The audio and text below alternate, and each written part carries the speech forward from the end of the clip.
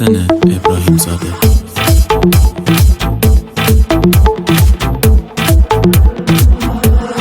حتی نمیخوام بعد از این دیگه حرفی به جز آغوش تو باشه.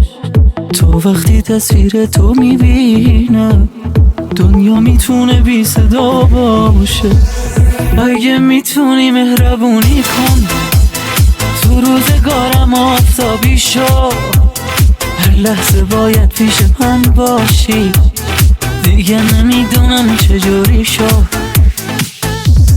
من برای سنشای تو بی طاقتم، من همینجا کنار تو باشم راحتم. تو نمیذاری تنهایی داغونم کنه، یا از این احساسی که دارم پشیمونم کنه. سهم دستان تو چشمات فقط بله عشق تو عشقیه که دل منو نمیذاره.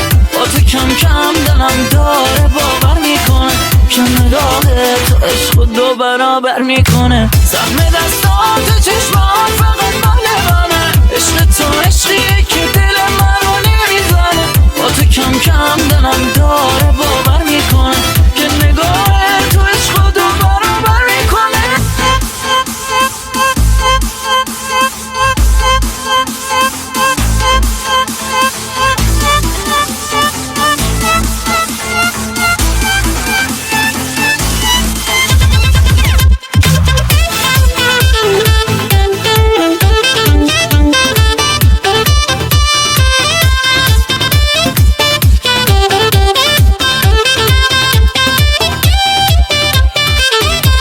کی میدونه چقدر برای دیدن تو بیقرارم.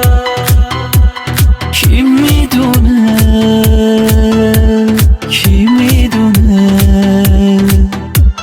کی میدونه از این که عاشقت شدم جانی دارم. کی میدونه، کی میدونه